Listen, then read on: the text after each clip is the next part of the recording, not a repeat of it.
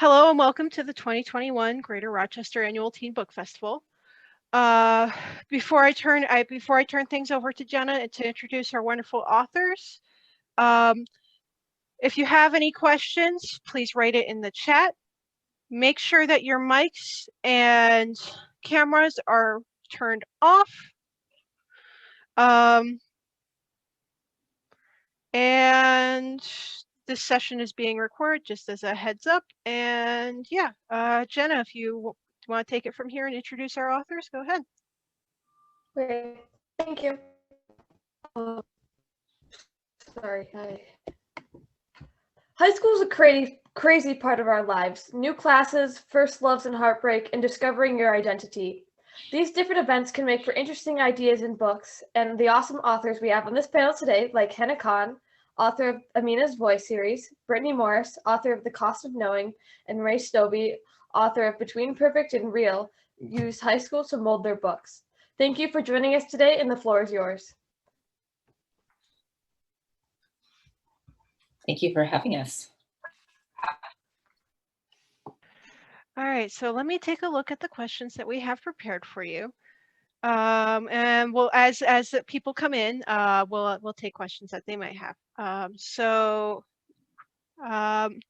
guess the very first question we have is, what was your favorite part of high school? High school, so I was heavily bullied like most of my childhood. And there was like a very distinct group of kids that were like rich and popular and beautiful and took vacations every summer in exotic places and all of that. And I didn't fit in with any group really. And so I didn't find my closest friends, and we're still friends to this day, until like the end of middle school, beginning of high school. At that point, we just kind of owned that we were all of the weirdos that didn't fit in. And it was great. We had a great time. We made our own fun. We kind of became a little family. And to this day, they're like my family. So yeah, definitely the friends. I love that. Yeah. Go ahead. Sure. Yeah, I would say definitely for me, my friends too. It took me a while to ease into high school, and I wasn't what you would call cool by any means, and was sort of finding my way. I tried out different activities to see what fit. For me, I joined the debate team, which I was not very good at. I played field hockey, which I was not very good at. And I finally, I think, found my little area at the school newspaper. And my friend was the editor-in-chief, and I hadn't taken journalism. And so I didn't think I could try out for the newspaper, but she encouraged me to, and I did. And I love the little family of that community of writers and creative people, and it felt like a job in school where we were rushing to meet a deadline and coming up with headlines, and we actually used to print the newspaper on newspaper print. And so we had really strict deadlines to get things to the printers. We were working on these old computers, and just the idea of being part of this team I really, really loved. And I love writing, so it made sense too. Yeah, similar for me to both of you. I was also really bullied throughout middle school, and then found my crew in high school. And yeah, we kind of just moved as a pack. And also being involved in it when I found my activity, which was theater. Maybe kind of obvious, my book is a theater book. That really helped me come out of my shell. And then I also had an after-school writing group that I was a part of, which again was just like a bunch of random, weirdos in the school thrown together, and we would just hang out after school with like the resident, like the teaching artist, the teaching writer that would come, every week to facilitate. And that was just a really important space for me to just get to hang out and learn how to express myself. And yeah, so just having those like spaces and those friends in high school, probably my favorite part. So our next question is, were your experiences anything like your YA novels? or any YA novel in particular. And is there any experiences that your characters had in your books that you wish that you personally had? Mine Yeah. aren't anything like my characters. I wish I could have been Kira in high school. I think when I was in high school at the time, the idea of creating a video game just seemed so much of a pipe dream. There's so much to learn about before you get to do that, and there's so much this and there's so much that, and creating Kira's character was really a lot of fun and really cathartic for me, because I would have loved to do that, and to this day I would love to make a video game, maybe one day. So yeah, so for me, I my books are set in middle school, but I think a lot of the feelings, I think I still have them now as an adult, right? So that's why when I meet adults too who read only adult fiction, I tell them, you should really look at young adult and middle grade too, because the things that the characters are confronting are things that I think we all experience throughout our lives, right? Like what, identity questions and friendship struggles, and balancing who you are as a person with other people's expectations. Like, I don't think any of that ever changes as we go through life. We maybe think we have it figured out when we're older. I still struggle with those things. So, I think all of those experiences shape my characters. And I think one thing that I maybe do is idealize, how I wish my life might have been. I think my characters sort of like Brittney saying, like, my characters are all stronger than me, probably cooler than me, or more well put together, even though they have the same struggles and the same thoughts. I feel like they can cope better than I did. So it's probably, hopefully like some inspiration to other people to feel like they can get it together too. Yeah, I love that. Yeah, Between Perfect and Real is definitely drawn not necessarily from my autobiography, except for like the theater stuff for sure. But also like the general like feelings and like sort of experience of being trans that Dean goes through is definitely drawn from mine, but more so as an adult, because I wasn't able, like I didn't have access to language about being trans or about gender when I was a high schooler. So kind of similar for me. I feel like Dean's story started as kind of a wish fulfillment in a way of like, what if I had been able, like, what if I had been cast in gender affirming roles for me in high school? Like, what if I had had access to language about gender? And the story kind of grew from there. So that's, yeah, for me. All right. Our next question is, given the title of this panel, what are some lessons you learned from your high school experiences, and what are lessons that you hope emerging writers learn from their own like just as the overall high school experience? Sorry.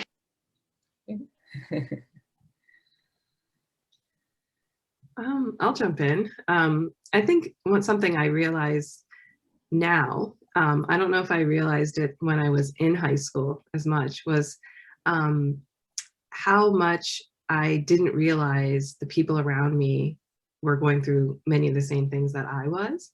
And I think even when I look back on high school, I just wasn't very aware of certain things that I'm much more in tune with now.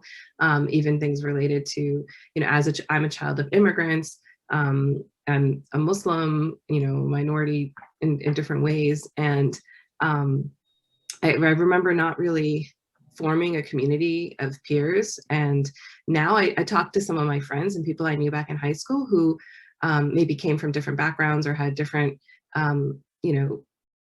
different labels or whatever you want to call it. And we all felt the same way, even though we didn't acknowledge it and talk about it. And I think it's so great that kids today do have the vocabulary, like Ray is saying, to address all sorts of identity and like social justice issues, and I just didn't have that. So I would say, to lean into that and to really find the people who are like you, because I had them, but we just didn't even acknowledge it, if that makes sense, because I think that's what caused us to gravitate towards each other, was that we all cared about the same things and we maybe felt the same way, but we didn't explicitly share the things that we were all going through. Maybe it was a different time and we just didn't know we could talk about it. But that's the stuff that I like to have my characters be stronger and speak up and own who they are, because I felt like I didn't do that when I was in high school. I love that answer. I love that question, actually, also. I feel like for me, I guess I'll answer this in a way. I'll answer this by saying what I would tell my high school self if I could go back. I would tell her to question everything. There's so many things I didn't figure out about myself until I was much, much older. And if I had known those things in school, probably could have saved myself a whole lot of time and a whole lot of questioning. And like, I grew up in an extremely religious household and an extremely religious school to atheism. If I just asked the right questions early on. But yeah, don't be afraid to ask anything that doesn't make sense to you. There's no such thing as a bad question. So I think for me, I love both your answers, by the way. For me, one of the themes of Between Perfect and Real and of subsequent, manuscripts that I've been working on, because of my own experience, I'm really interested in this, like I was someone who always felt other people's expectations and ideas very acutely and really struggled to assert myself and be myself, like in the weight of those, whether it was just on an interpersonal basis or on a societal basis. And I think like a big part of me, like coming of age, but also like becoming myself and becoming like a happier person was like figuring out who I wanted to be on my terms. And my book and future books deal with that question too, of characters who are very, face a lot of pressure, socially, and externally to be a certain way, while internally feeling that they want to be another way. Or even the pressure can be internal too, because we absorb these things and then we turn them on ourselves. And so I wish that I could, go back and just give my teen self more freedom, I guess, and less worry and anxiety about what other people thought. Because there are so many things that I look back and I wish that I would have been able to do or be or act that I just felt like I couldn't at all. And yeah, I think that, and like as an emerging writer, looking back at your experience, having compassion for yourself, and then thinking about like why you did what you did, or like why other people did what they did. Like you're saying, Hena, like everyone was experiencing the same thing and everyone has their own story that they're living. And like, that's kind of how I try to think about all my characters, if they're main or secondary, like they are all the main character of their own story. There's always just a lot going under the surface that you can't see.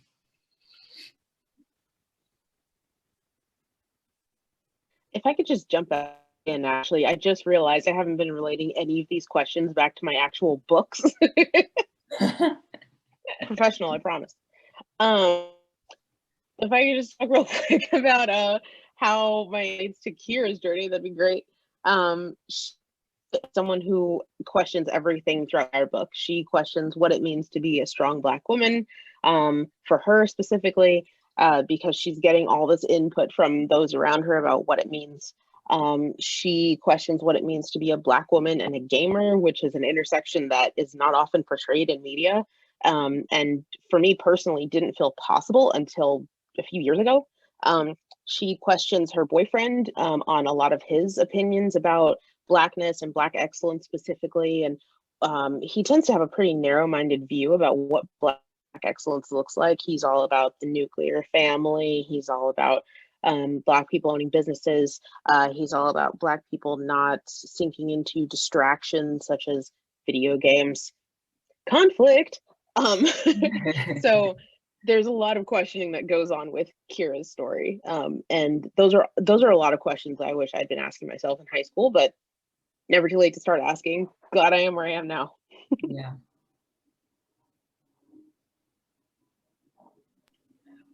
Do you find some of your characters share your own qualities? Is it easier to write characters that are like you in some way? Yeah. I think. Oh, go ahead, Brittney. I guess I'll talk about the cost of knowing with this one. Content warning for those listening. I'm about to talk quite a lot about anxiety, a little bit about self-harm, a little bit about depression. I'll raise my hand, and then once I'm done with the topic, I'll lower my hand so that you have a visual cue. So with Alex, the main character, he suffers quite a bit with anxiety. He can literally see the future and is constantly jumping into his thoughts about the present and interrupting just his day-to-day life. And funnily enough, as I was writing this book, my husband and I were trying to start a family. We had just moved across the country. So there's a lot of chaos going on in our lives. Then the pandemic hit. We found out we were pregnant. I found out I was having a boy. So my anxiety was just through the roof. And then suddenly I found myself in this position where I'm, thinking about my son being in this situation where he's having to figure out what it means to be a joyful Black boy, despite everything about the world that I put into this book. And so the anxiety factor in the book and the depression factor in the book was definitely my experience. That's how my anxiety looks inside my head. And then there's also a self-harm scene. I've never personally struggled with self-harm, but Alex is so desperate to get rid of this anxiety and get rid of these visions that he attempts to. So actually, let me back up. For those who don't know, when he touches an item, he can see the future of it. And it's with the palm side of his hand. So there's a scene in the book where he attempts to remove the skin on his thumb to see if that will remove his ability, I guess, to see these visions. So just that desperation and that desire to be neurotypical was a part of my journey with anxiety. And I've learned to cope with it now. I'm seeing a therapist and things are much, much smoother. But yeah, there's a lot in that book that relates to my personal story. And it felt really natural to write, but it was still really difficult emotionally to kind of re-go through all of that. It was pretty taxing. So yeah, I guess that roundaboutly answers that question. I love this. I've never seen anybody do this before for content warnings. That's so wow. Thank you. I saw So someone cool. do it a couple weeks ago and I said, I'm doing that forever. That's about to be me. But yeah, similarly to you, Brittney, actually, I was diagnosed, I guess I'll put my hand up now. But I was diagnosed with anxiety and OCD just in the last couple years, but I started writing Between Perfect and Real long before that. And it's funny how when you gain new understanding about yourself, you can see things in your writing that you were already putting in, but to you it was just, oh, this is how people think, and while I think a lot of Dean's inner monologue has to do with being a person who is trans and questioning, his gender and trying to assert himself to the people around him. And it's certainly true of my inner monologue as a non-binary person. I think also a lot of the ways that he thinks about the world are reflective of my own experience, from my mental health and neurodivergence and stuff. And I've noticed that with other of my characters too. And so one of my, I don't know if it will be my third book or not, but I have a character now who I'm explicitly, for the first time, coding as or characterizing as someone with, an anxiety disorder. And it's really interesting to be trying to explicitly write something that I think I've sort of subconsciously embedded into all of my main characters so far, because it's just like, that's how I see the world and that's how I experience the world. So it didn't occur to me to like write them any other way.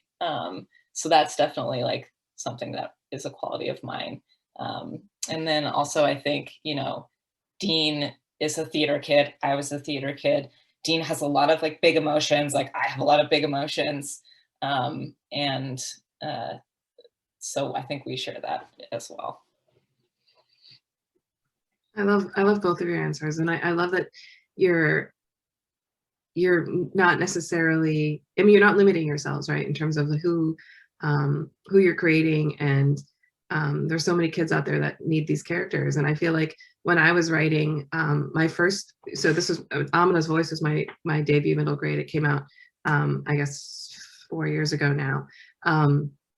And I remember, you know, when all my rejections were coming in initially, you know, it was described as a quiet book, and Amina as a character was, you know, sort of different than the other books that I was reading at the time, or you know, that had like strong, spunky, like go-getter girls, and Amina was shy and inhibited, and somebody who, like me, you know, grew up feeling like she cared more about her friends than they cared about her, or you know, was just sort of like that person observing, and I felt like these girls deserve a story too, you know, like it doesn't have to just be the bold, brave, you know, out there, even though I like those characters too, but they weren't reflective of me.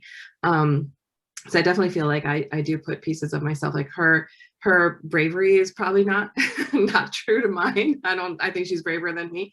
But in terms of the inhibition, the shyness, the self-consciousness, that was very much me.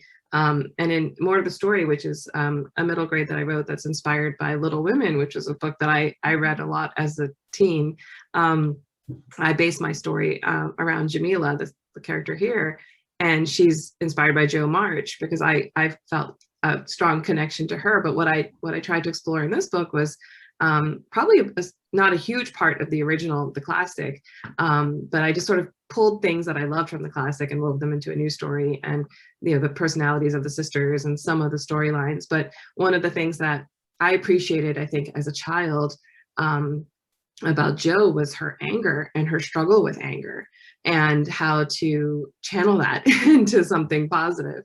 And the scene, for those of you who read the classic, there's a part where Jo gets really angry at her sister and almost lets her die. I mean, she lets her fall through a frozen pond, and that was, you know, a huge consequence of her anger. But the conversation she has with her mother after, about when her mother acknowledges her own struggle with it, I found so moving. So I wanted to have something similar in my story. But just the idea of dealing with things that I think we all deal with in different ways. And so my character, Jamila, is confronting her anger. She's dealing with microaggressions, a lot of things that I was trying to cope with as a teen, but didn't necessarily know how to do it productively. So yes, definitely pieces of me in all of my writing. Thank you for that. Sorry. You've all touched on topics such as bullying, acceptance, and anxiety. Even if the main focus of your books is not mental health, how do you go about incorporating those elements? I don't know. It feels organic in a way, I guess, for me. I don't know. Like, I knew with Dean that I was very much committed to showing like the nuance and the messiness of like coming out to yourself and others, and like transition and figuring out your gender, because that's like the truth of my experience and so many trans people I know. It's not like the linear mainstream narrative at all. And so I think like I gave a lot of space just intentionally to like what is going on inside Dean's head and the feelings that he's having. And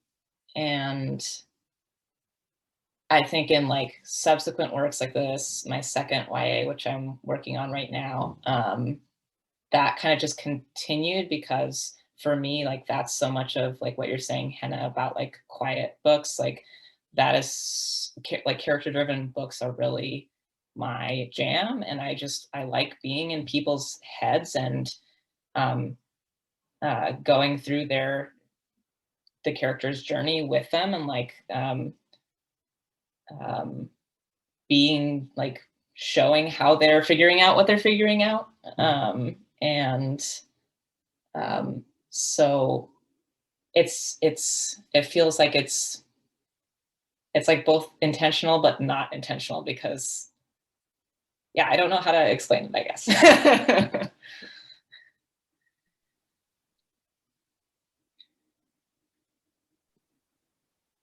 Yeah, I guess I have a similar answer. I guess it feels baked in almost. Like I don't know if I could write a book in which the main character, at least by the end, doesn't prioritize themselves and their identity and their mental health, and is thriving in some capacity. It's never really something I gave. I think I would have to try to write a character who doesn't do that by the end of the book. Yeah. Yeah, I think I touched on it earlier, but I think that's the parts of the story that speak to us, and you know, for me too, they just sort of, like you were saying, right, like organically just come out. You know, like the conversations that are being had, you know, when you get in that flow state of writing where, you know, I realize later, oh, you know, this is me coming out, or this is what I felt like I needed to touch on in the scene. And then you realize later, and it's interesting to have readers come back and point out things that maybe you didn't even realize you were putting into your stories. And that's always exciting for me to see. And when people make connections, or, you know, yeah, put together the bigger picture that I might have even missed. But I think it's because we are writing from experience, and we're writing from, you know, aspirations and what we wish might have been, and all those things are coming together. And so I think sometimes it's hard for us as the writers to piece what's what, you know, and it all becomes this blend of fact and fiction and experience and dreams. And so yeah, I think it's cool to see what comes out and how other people react to it. Yes. The festival is centered around teens. So what is the main message you try to bring across to teens in your book? I don't know if any of my books have like a moral at the end, or like a concrete, like this is how you should think. But I try to reframe a topic that's already been talked about in a new way, and show it from a different perspective. So with Slay, I kind of, there had been a lot of discussion about safe spaces at the time. There still kind of is, and why they're important. And so I told that story from the perspective of a Black girl who's a gamer and exploring what it means to be a successful Black woman at such a young age. And I don't feel like that's really a perspective that pops up in YA too often. So that was kind of the goal with that, was to look at Blackness from Kira's perspective. Because it's such a kaleidoscopic experience. There are billions of us worldwide, millions of us in the US. And you could ask any one of us what Blackness means to us, and you would get millions of answers. So just from Kira's perspective, that was the goal. And then with The Cost of Knowing, just looking at, so the title actually is a reference to the emotional tax and the physical tax and the spiritual tax that comes with living in the present while being constantly reminded of what your future could be, a la the news, a la Black Lives Matter, police brutality, and also being reminded about the trauma of your past, civil rights movement, slavery, all things that are really important to remember, but do take a toll on you, just living with them day to day. And so literally throwing in superpowers felt like a great way to look at that in a different light. So that's kind of my goal with each story I write. Yeah, I love that, and I love Slay, and I can't wait to read The Cost of Knowing. Just Gotta put that out there. Thank you. But yeah, I think for me, maybe in a similar vein, like I really wanted and I want and hope for teens, you know, especially trans teens and then also queer teens, you know, to come away from my book feeling that like there is no one way to be trans. The story is centered on Dean, but his process is very non-linear and fairly nuanced. And then he has other trans people around him who are having different experiences and other queer people in his life who are having different experiences. And I really, you know, in any of my books, I want teens in general to feel that like their process is, I don't love this word. I guess I'm going to throw it out there, sacred. But that, you know, just that it's okay to be on the journey. You don't have to have all the answers. You don't have to know everything about yourself. You can just, it's okay if you are something now and you change that later. But just to be, just that that's okay. Yeah.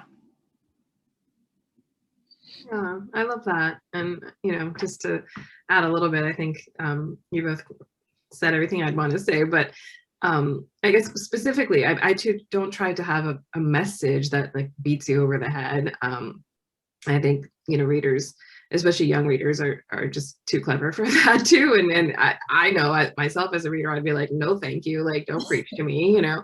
But I do like the idea of presenting things that make people think and maybe examine or push back against the narratives that they're being fed. And as someone who, you know, is, and I think all of us have suffered from being presented in a way that doesn't reflect who we are.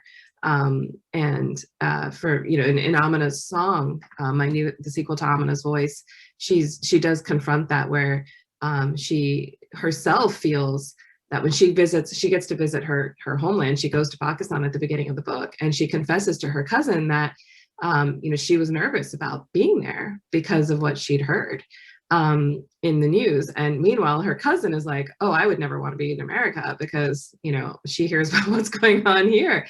And that whole idea of how we perceive each other, what we think and why, is something I wanted to examine. And just, you know, again, not really, there's no conclusion per se, but just to have, you know, readers think about that, you know, like why are we fed these narratives, and what does it mean, and what the notion of the single story and how dangerous it is, to apply that to an entire people, especially people in other parts of the world that, you know, we only hear a little bit about and then make assumptions about.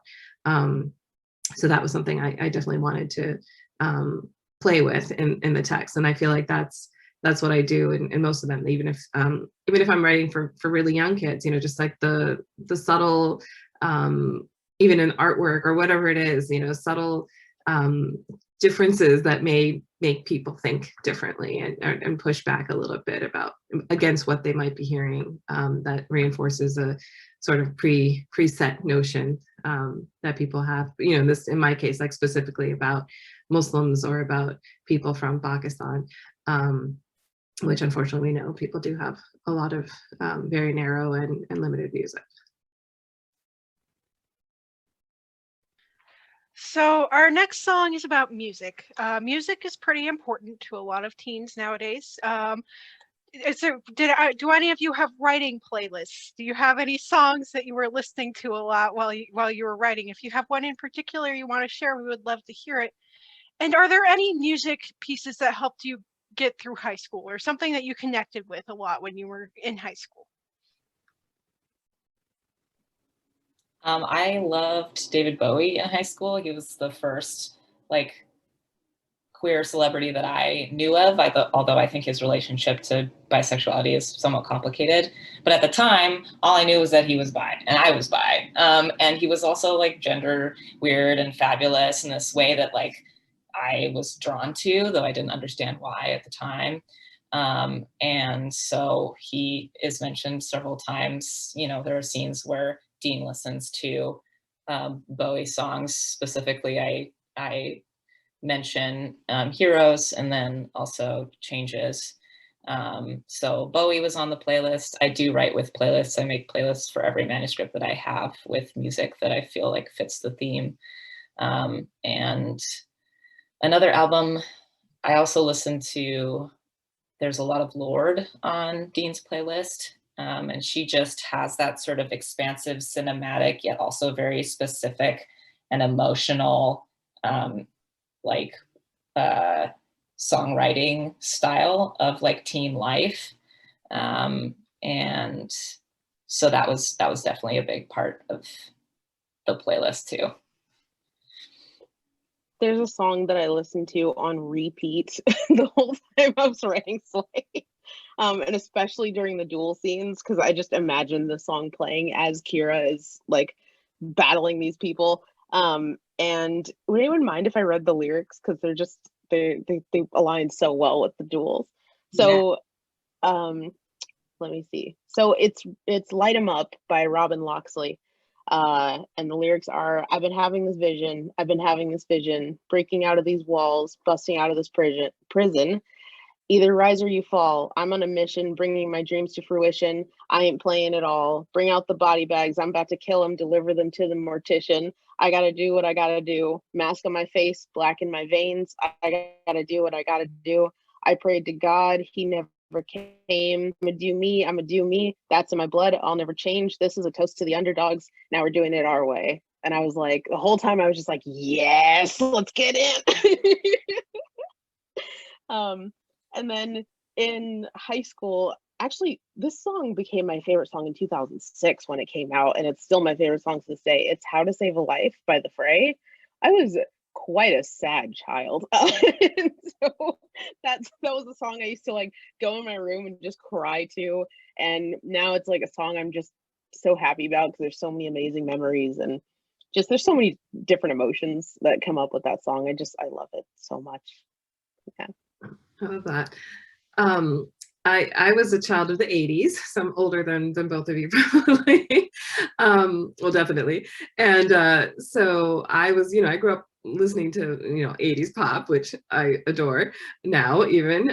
So a lot of Prince and Madonna and stuff, but I think maybe because I didn't feel like I fit in with my peers fully, I grew up hearing Bollywood classics at home too, but also I fell in love with Motown, like old school Motown, and the Beatles, and just I was like, odd high schooler listening to a lot of stuff that my peers weren't listening to, but it was so fun to incorporate that into my writing. And I don't listen to music while I write, but I did create playlists for Amina's voice and Amina's song, and it's actually on Spotify. It's called Amina's Songs if you want to listen to it. But I basically compiled all the songs that she either sings herself or refers to with a few extras. So it's a mix of Bollywood, Motown, and contemporary pop that she's listening to.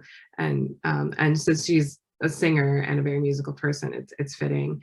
But it was really fun to dig into all those parts of me. And I realized later when I was writing it that was why they crept in all the music that I loved listening to then and now too. So we only have a few more minutes left in our panel. If there's anything you want to let people know before we have to go, we would love to hear it. I'd love to talk about what I'm working on next. So my next novel is a YA novel. It comes out in 2023. It's called The Jump, and it's about 4 Seattle teens who head up a cryptology forum, and they join this cryptology puzzle posted by a mysterious social vigilante group called The Order, in order to win high-tech resources and political influence so that they can take down an oil refinery in their neighborhood. So my goal with this book is to make it the most action-packed book I've ever written. So far, there's a grocery store heist, there's a car chase, there's a daring escape through the sewer system in Seattle. So it should be a lot of fun. I'm really excited to share it with everyone. I'm very ready for this. Also very ready for the Seattle representation. Hey, thank you. I'll just follow your lead. Yeah. My second YA, which will be coming out, I think, tentatively this time next year, is another queer contemporary YA about a girl who has to deal with her parents' sudden separation, and then the rift in her relationship with her longtime best friend when he suddenly gets a girlfriend. And so she has to figure out who she is in the wake of the crumbling of these kind of two fundamental relationships in her life.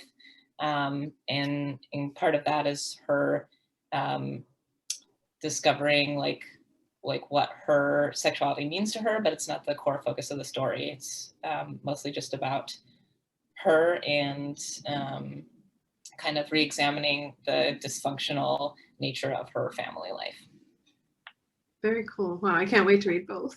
I guess, well, this is a ways out, but maybe the audience would be interested in my first graphic novel, which will be coming out, well, not until the end of 23 probably, but we just announced it yesterday, and I'm really excited about it. It's about a high school girls basketball team, all hijab wearing, based on a true story out of Milwaukee, and it just has this very, you know, Mighty Ducks or whatever you want to call it, like a underdog sports theme running through, but also just, you know, kind of cinematic and this big, you know, underdog sports story. So I loved writing it, and I actually interviewed the girls and coach from the actual school to come up with this fictional story. And so I just can't wait to see it illustrated and come to life in a graphic novel format. Oh my God, I love all of that. Both of your books, honestly. All those projects sound really amazing. We'll all be looking forward to seeing more from all of you. Thank you so much for attending the Teen Book Festival and speaking to us in this panel today.